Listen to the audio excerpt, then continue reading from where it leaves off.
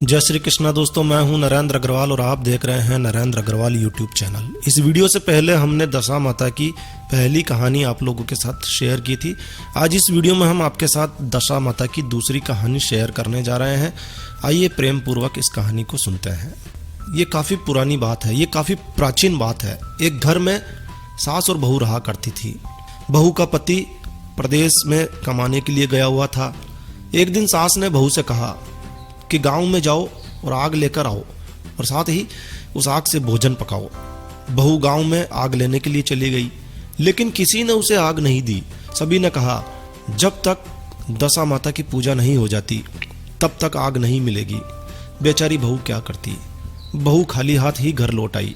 उसने सास को बताया कि गांव में तो आज दशा माता का पूजन किया जा रहा है और इसीलिए आज कोई आग देने को तैयार नहीं है। शाम हो जाने पर सास आग लेने के लिए स्वयं निकल पड़ी। सास जब गांव में पहुंची तो स्त्रियों ने उसे आराम से बिठाया और कहा कि सुबह तुम्हारी बहू आग लेने के लिए आई थी, परंतु हमारे यहाँ पूजा नहीं हुई थी, इसीलिए आग नहीं दे सके।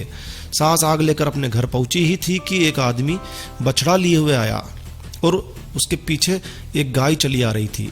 स्त्री ने उससे पूछा कि ये गाय का पहला बच्चा है या? आदमी ने उत्तर दिया, हाँ, ये पहला बच्चा ही है। उसने फिर पूछा, बछड़ा है या बछिया? उसने जवाब दिया कि ये बछड़ा है।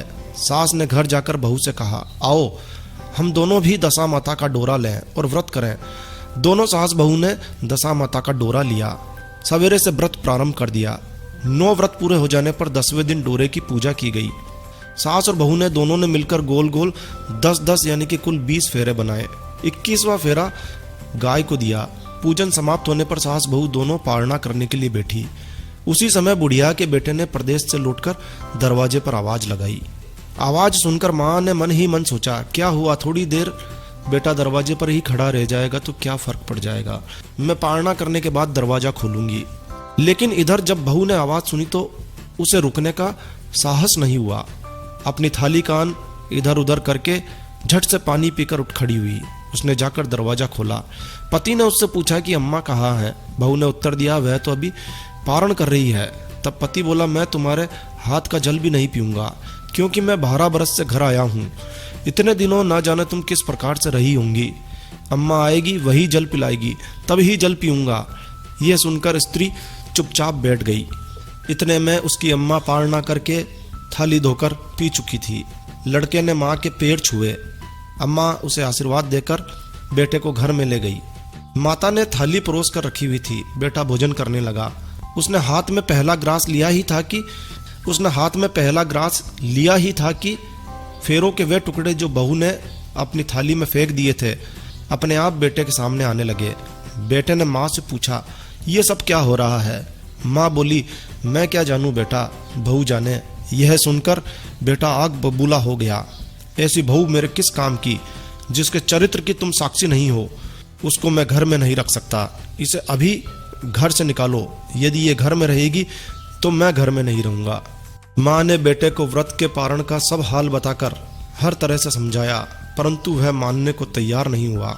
वह यही कहता रहा, इसे घर से बाहर निकालो, तभी मैं रह सकता हूँ। माँ ने सोचा, बहू को थोड़ी देर के लिए बाहर निकाल देती हूँ। जब लड़के का गुस्सा उतर जाएगा तब बहू को बुला लूंगी। बुढ़िया ने बहू से कहा, देहरी के बाहर जाकर पेड़ के नीचे थोड़ी देर के लिए खड़ी हो जा। जब बहू पेड़ के नीचे खड़ी हुई तो पेड़ बोला, मुझसे हटकर खड़ी हो, मैं दशा माता के विरोधी को छाया नहीं दे सकता। और इस तरह वह वहां से चलकर घचोड़ी के पास गई। घचोड़ी बोली, मुझसे हटकर खड़ी हो भाई, मुझ पर इतना भार घड़ों का नहीं है जितना तेरा है।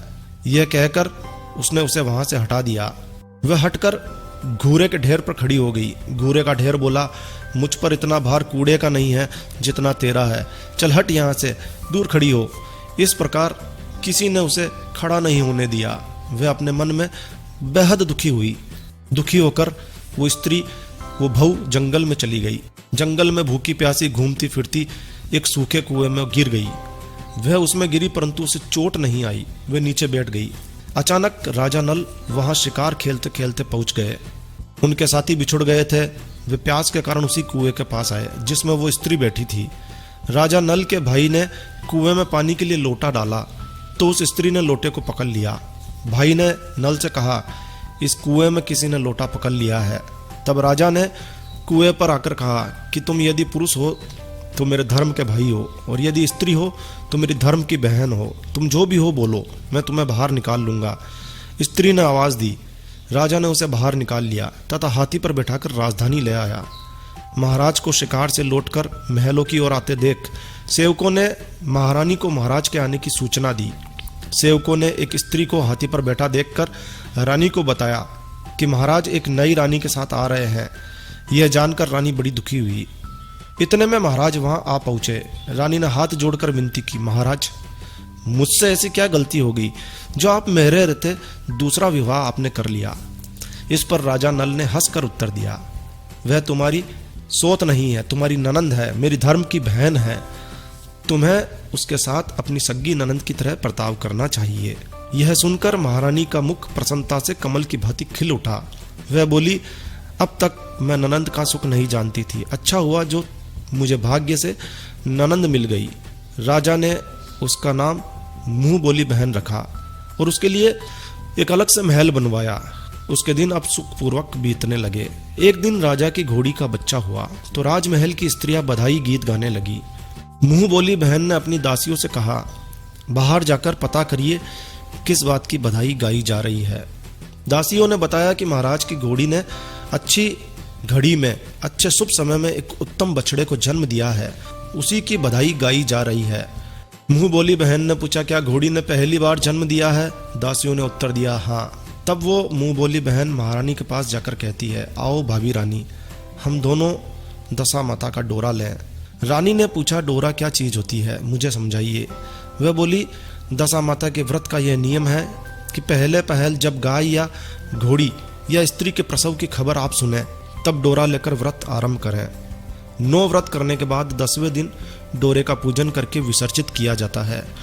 इसी के साथ में उसे पारण का नियम भी बताया। तब महारानी बोली, तुम्हारा व्रत तुमको फले।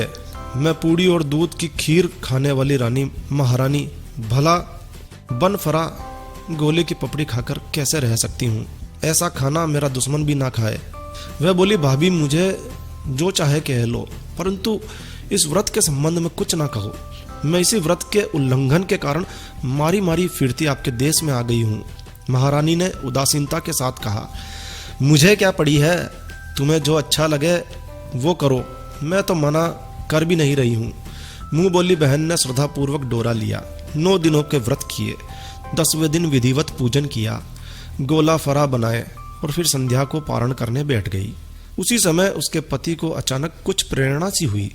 वह अपनी माता से आज्ञा लेकर अपनी पत्नी को ढूंढने के लिए चल दिया। उसने एक कुएं पर कुछ औरतों को बातें करते देखा। एक कह रही थी, राजा की मुंह बोली बहन बहुत ही सुंदर स्त्री है, आजकल उसी का किया हुआ सब कुछ होता है। दूसरी स्त्री बोली, वह सुंदर होने के साथ साथ धर्मात्मा भी है, जब से आई है तभी से उसने सदा व्रत खोल कर रखा है, उसके दरवाजे से कोई भी व्यक्ति खाली हाथ नहीं लौटता है। तीसरी स्त्री बोली, वह जैसी धर्मात्मा है वैसी सदाचारिणी भी है। चौथी स्त्री बोली, वह सदाचारिणी और सर्वप्रिय भी है, सारी प्रजा उससे खुश है, प्रसन्न है। पांचवी स्त्री क्यों चुप रहती? पांचवी स्त्री बोली, ये सब तो सही है, परंतु अब तक यह पता नहीं चला कि वो कौन है और कहाँ की रहने वाली है।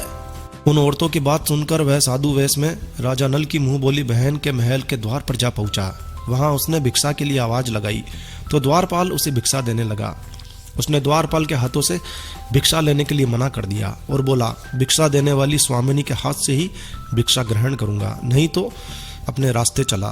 तब द्वारपाल ने उससे कहा, इस समय वह दशा माता का व्रत करके पारण कर रही है, पारण समाप्त होने के बाद ही वह तुमको भिक्षा दे सकती है, तब तक तुम यहाँ इंतजार करो।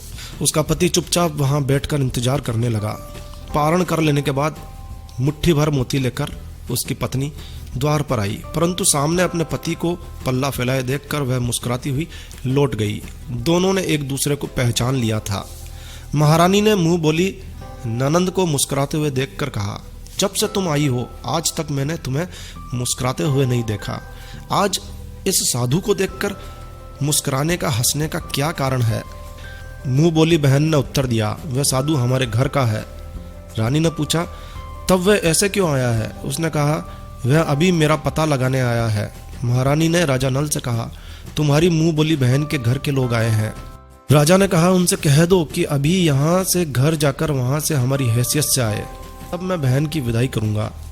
राजा नल की मुंह बोली बहन का पति घर जाकर अपनी माँ से बोला, तुम्हारी बहू राजा नल के यहाँ उसकी बहन बनकर रह रही है। वह रोज सदा व्रत करती है और नियम धर्म से दिन बिताती है। तब उसकी माता ने उसे आज्ञा दी कि बहू को ले आओ। वह डोली, पीनस, बाजे गाजे, कहार आदि के साथ यथाचित सज धज कर राजा नल की राजधानी की ओर चल दिया। राजा ने उसका यथोचित आदर सत्कार किया और कुछ दिन मेहमानी में रखकर विधि पूर्वक बहन की विदाई की। जब वह महल से बाहर निकलने लगी तो महल भी उसके पीछे पीछे चलने लगा। तब महारानी बोली, तुम चली और मेरा महल भी ले चली, जरा पीछे मुड़कर तो देखो। जो ही उसने पीछे मुड़कर देखा, राजा का संपूर्ण राजसी वैभव अचानक लुप्त हो गया। राजा की मुंह बोली बहन अपने पति के साथ आनंद से रहने लगी, परंतु राजा नल व रानी का यह हाल हो गया कि वे दोनों कमरी कथरी ओढ़े फिरने लगे। उनके भोजनालय में पत्ते खड़खड़ाने लगे। राजा नल ने रानी से कहा, अब हमें यहाँ से कहीं दूसरी ओर, कहीं दूसरी जगह चले जाना चाहिए। रानी पतिव्रता स्त्री थी, उसने राजा की आज्ञा मान ली। चलते चलते वे गांव में पहुंचे। वहां पर बेरी के पेड़ पर बेर लगे हुए थे। राजा रानी दोनों ही भूखे थे। उन्होंने बेरों को उठाया तो बेर लोहे के हो गए। इस प्रकार राजा रानी जिस भी वस्तु के हाथ लगाते वो कंकड़ पत्थर में बदल जाते। इतने पर भी राजा रानी आगे बढ़ते चले गए। रास्ते में उन्हें एक व्यापारी मिला। व्यापारी ने राजा रानी को पहचान लिया। उसने राजा रानी के भोजन के लिए सेर भर आटा उन्हें दिया। वे आटा लेकर नदी किनारे गए। वहां रानी भोजन बनाने लगी और राजा नल स्नान करने लगे। उसी नदी में मछुआरे मछलियां पकड़ रहे थे। मछेरों ने राजा को 4 मछलियां दी। रानी ने मछलियां भूनकर रोटियां बना ली।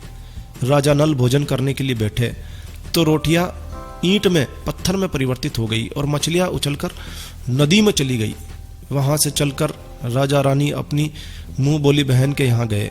बहन को जब पता चला कि भाई भाभी आए हैं तो उसने सेवकों से पूछा, कैसे आए हैं? सेवकों ने कहा, भिखारियों के हाल में आए हैं। ये सुनकर उसे बड़ी लज्जा आई। उसने राजा रानी को एक कुम्हार के यहाँ ठहरा दिया। शाम को थाल सजाकर बहन स्वयं भाभी से मिलने कुम्हार के घर गई। उसने भाभी के सामने थाल रखा तो भाभी ने कहा, इस थाल में जो कुछ भी है उसे कुम्हार के चक्के के नीचे रख दो और चली जाओ। ननंद थाल का सामान चक्के के नीचे रखकर चल दी। थोड़ी देर में राजा ने आकर रानी से पूछा, कहो बहन आई थी? क्या लाई थी? रानी ने कहा, आई तो थी, पर जो कुछ भी लाई मैंने इस चक्के के नीचे रखवा दिया है। राजा ने वहां देखा तो वहां कंकड़ पत्थरों के सिवा कुछ भी नहीं था।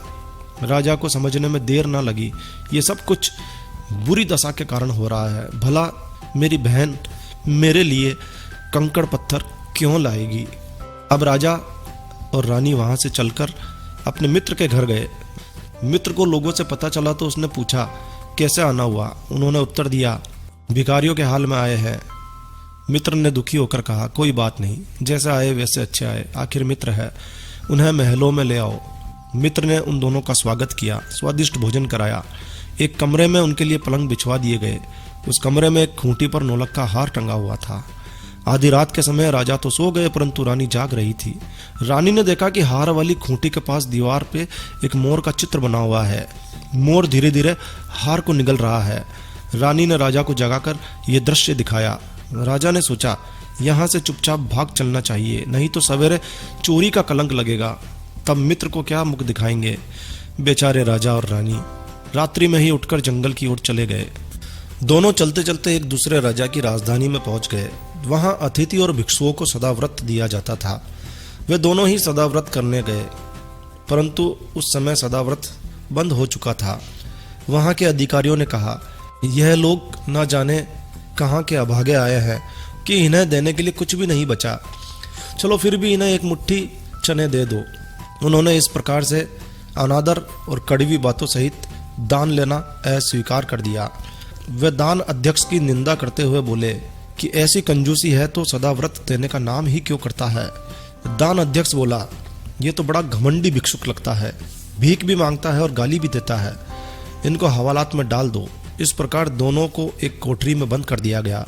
एक एक मुट्ठी चने दोनों को खाने के लिए मिलने लगे। जिस कोठरी में राजा रानी को बंद किया गया उसी के पास एक आम रास्ता था। एक जमादारनी राजा की घुड़साल साफ कर उसी रास्ते से निकला करती थी। एक दिन वह बहुत देर से निकली। रानी उससे पूछने लगी, आज तुम्हें इतनी देर कैसे हो गई? वह बोली, आज राजा की घोड़ी को बछड़ा हुआ है, उसकी टहल में देर हो गई। रानी ने पूछा कि घोड़ी का पहला प्रसव है क्या? जमादारनी ने बताया, हाँ पहली बार है। रानी ने पूछा, बछड़ा हुआ है या बछड़ी? जमादारनी ने बताया, बहुत अच्छा बछड़ा हुआ है। यह सुनकर रानी ने राजा से कहा, एक बार मैंने तुम्हारी मुंह बोली बहन के डोरे का अनादर किया था, उसी दिन से हमारी दशा बदल गई। मैं आज दशा माता का डोरा लेना चाहती हूँ। राजा ने कहा, परंतु ये पूजा की सामग्री हम कहाँ से लाएंगे? उसके नियम धर्म का पालन कैसे होगा? रानी ने उत्तर दिया, दशा माता ही सब कुछ करेगी, मैं तो उन्हीं का नाम लेकर डोरा लेती हूँ, फिर जो होगा देखा जाएगा। रानी ने 9 तार राजा की पगड़ी में से और 1 तार अपने आंचल का लेकर अपना डोरा तैयार किया और उसी दिन से व्रत करने लगी। थोड़ी देर में वहां का राजा अपनी घोड़ी को देखने के लिए उसी रास्ते से निकला। राजा ने नल दंपति को देखा। कोठरी में बंद देखकर पूछा कि वो लोग कौन है और इनका क्या अपराध है? पहरेदारों ने कहा, ये लोग भिक्षा लेने आए थे और ये आपको आशीर्वाद देने के बजाय गालियां देते थे, इसी कारण दान अध्यक्ष ने इन लोगों को कैद में डाल दिया है। राजा ने कहा, यह तो इनका कोई अपराध नहीं है, इनको मन वांछित भिक्षा नहीं मिली होगी, इसीलिए ये गालियां देने लगे होंगे। इनको संतुष्ट करना चाहिए था, न कि कैद में डाल दिया जाने चाहिए था। इनको अभी रिहा करो। राजा की आज्ञा से उसी समय दोनों को कोठरी से बाहर निकाल दिया गया।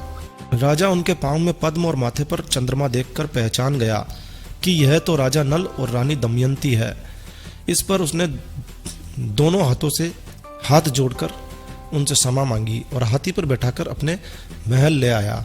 कुछ दिनों तक राजा के यहाँ रुककर दोनों ने पूरी राजसी ठाट बाट के साथ अपनी राजधानी की ओर प्रस्थान किया। रास्ते में वे पहले अपने मित्र के यहाँ पहुंचे। मित्र ने राजा नल की आने की खबर सुनकर लोगों से पूछा, मित्र आए हैं तो कैसे आए हैं? लोगों ने कहा, अब की बार तो राजसी ठाट बाट के साथ आए हैं, हाथी घोड़े डंका पालकी फौज के साथ आए हैं। मित्र ने कहा, अच्छी बात है, आने दो, मेरे लिए तो जैसे तब थे वैसे ही अब हैं, आखिर हैं तो हमारे मित्र ही। राजा रानी मित्र के महल में गए। मित्र ने उनको आदर सत्कार के साथ उसी स्थान पर ठहराया जिस स्थान पर उन्हें पहले ठहराया गया था। आधी रात के समय जब राजा सो रहे थे तो रानी उनके पैर दबा रही थी। तब रानी ने देखा कि मोर का चित्र जो पहले हार निगल गया था उसे उगल रहा है। रानी ने राजा को जगाकर यह दृश्य दिखाया। राजा नल ने अपने मित्र को बुलाकर यह दिखाया। मित्र बोला कि मैंने तो तुमको चोर नहीं समझा था, ना अब समझता हूँ। ये दृश्य तुम्हारी बुरी दशा का फल है। आप निश्चिंत रहिए, मेरे मन में कोई मेल नहीं है। मित्र के यहाँ से चलकर राजा रानी अपनी मुंह बोली बहन के यहाँ गए। उसने सुना राजा भैया आ रहे हैं तो उसने लोगों से पूछा, कैसे आ रहे हैं? लोगों ने कहा, जिस प्रकार राजा को आना चाहिए ठीक उसी प्रकार से आ रहे हैं, ढोल धमाके के साथ हाथी पर बैठ के आ रहे हैं। उसने कहा, उनको मेरे महल में ले आओ। जब राजा नल का हाथी बहन के महल की ओर बढ़ा तब रानी ने कहा, आप अपनी बहन के घर जाइए, मैं उसी कुम्हार के घर रहूंगी जिसके पहले ठहरी थी। राजा ने कहा, जिस कारण इतने दुख उठाए तुम फिर उससे झगड़ा मोल लेना चाहती हो, ये तुम अच्छा नहीं कर रही हो। परंतु रानी नहीं मानी, वे कुम्हार के घर ही ठहरी। राजा बहन के घर चले गए। शाम को राजा की बहन भाभी के लिए थाल सजाकर कुम्हार के यहाँ आई। उसने भाभी के सामने थाल रख दिया। भाभी सोने चांदी के गहने उतार उतार कर रखने लगी और कहने लगी, खाओ रे मेरे सोने चांदी के गहने खाओ, हम भूखे नंगे क्या खाएंगे। ये उल्हाना सुनकर ननंद बोली, ये उल्हाना किसे देती हो? मुझसे उस समय जो कुछ हो सका वो उस समय लाई थी, वही अब भी लाई हूँ। विश्वास न हो तो चक्के के नीचे अब भी देख लो। रानी ने चक्के के नीचे देखा तो वहां पर माणिक मोतियों का ढेर लगा था। रानी ये सब देखकर सन्न रह गई। वह बोली, ननंद जी, इसमें तुम्हारा कोई दोष नहीं है, ये तो हमारी बुरी दशा का परिणाम था। रानी ने ननंद का लाया सब सामान तथा उसमें अपनी तरफ से कुछ और जवाहरात मिलाकर ननंद को वापस कर दिया, परंतु ननंद को पूजा का न्योता देना भूल गई। वहां से चलकर राजा सूरा गाय के पास गए। गाय ने सेना सहित राजा को पेट भर दूध पिलाया। वहां से आगे चलकर वे नदी के तट पर पहुंचे। वहां पड़ाव डाला, भोजन बनवाया गया। तब राजा भोजन करने बैठे। उसी समय नदी में उछलकर गिरी हुई भुनी भुनाई मछलियां अपने आप थाली में गिर पड़ी। वो रोटियां जो ईंट बन गई थी, फिर से रोटियां बन गई। राजा ने कहा, ये सब क्या हो रहा है, कुछ समझ में नहीं आ रहा है। रानी ने बताया, ये रोटियां और मछलियां वही हैं जो उस दिन हमारे नसीब में नहीं थी। मैं यदि आपसे उस समय कहती कि तली हुई मछलियां जल में उछल गई और रोटियां ईंट बन गई, तो आप कदापि भी इसे सच नहीं मानते। इसी कारण मुझे बहाना बनाना पड़ा था। अब राजा रानी अपनी राजधानी चले गए। जब राजा की फौज अपनी राजधानी के समीप पहुंची तो वहां के लोगों ने समझा कि दूसरे राजा ने इस राज्य पर आक्रमण कर दिया है। वो घबरा गए। वहां के लोग नजराना लेकर राजा से मिलने गांव के बाहर आए, परंतु ये क्या, ये तो अपने ही राजा हैं। लोगों का प्रसन्नता का ठिकाना ना रहा। वे श्रद्धा भक्ति के साथ राजा के आगे चलकर उन्हें महल में ले गए। राजा की जय जयकार होने लगी। राजा रानी ने महल में प्रवेश किया। रानी ने तुरंत दशा माता की पूजा का प्रबंध किया। उसने उस पूजा में नगर की सब सौभाग्यवती स्त्रियों को बुलाया। भगवती के भोग के लिए सब प्रकार के पकवान बनाए गए। आटे की 10 बातियां, 10 शक्कर की गुंजिया और 10-10 28 सुहागिनों को आंचल में डाली गई। सुहागिनों का श्रृंगार करके दशा माता का पूजा प्रारंभ किया गया। कलश स्थापित करके दीपक जलाया गया, परंतु उसकी बत्ती जली नहीं। इस पर पंडितों ने कहा कि कोई न्योता पाने वाला न्योते से रह गया है। स्मरण किया जाए, याद किया जाए कौन रह गया है, उसके आने पर ही दीपक जल जाएगा। रानी ने सोच विचार कर बताया, हाँ मैं भूल गई, ननंद को न्योता देना रह गया है। पंडितों ने कहा, उसे फौरन बुलाया जाए। राजा ने अपनी द्रुतगामी रथ भेजकर अपनी मुंह बोली बहन को बुलवाया। उसके आते ही कलश का माणिक दीपक प्रज्वलित हो गया। बड़ी धूमधाम से दशा माता का पूजन किया गया और अंत में सुहागिनों को भोजन कराकर विदा किया गया। उसी समय राजा ने राज्य में आज्ञा जारी करी, मेरी प्रजा के लोग आज से दशा माता का व्रत किया करेंगे। माता भगवती ने जिस प्रकार राजा नल के दिन फेरे, ठीक उसी प्रकार हम सभी के दिन फेरे। तो प्रेम से बोलो दशा माता की जय हो। तो ये थी दशा माता की दूसरी कहानी। कहानी थोड़ी बड़ी जरूर हो गई है, लेकिन काफ़ी रोचक कहानी है। आशा है आपको, यदि आपने ये पूरी कहानी इस समय तक सुनी है तो आपको अच्छी लगी होगी। यदि आपको यह वीडियो अच्छा लगा हो तो कृपया लाइक के बटन पर जरूर क्लिक कीजिए। और यदि आपने हमारा ये चैनल सब्सक्राइब नहीं किया हुआ है तो कृपया चैनल सब्सक्राइब कर लीजिए, क्योंकि इस चैनल पर हम लेकर आते हैं आपके लिए तरह तरह की धार्मिक जानकारियाँ, होम रेमेडीज, होम टिप्स और टेक्निकल नॉलेज। तो सब्सक्राइब करने पर आपको हमारे नए वीडियोस की अपलोड्स लगातार निरंतर मिलती रहेगी। तो कृपया चैनल सब्सक्राइब कर लीजिए। तो एक नया वीडियो, एक नई जानकारी लेकर मैं आपका दोस्त नरेंद्र अग्रवाल फिर मिलूंगा। तब तक के लिए stay healthy, stay happy. Thank you for watching my video. Thanks. जय श्री राम, जय हनुमान।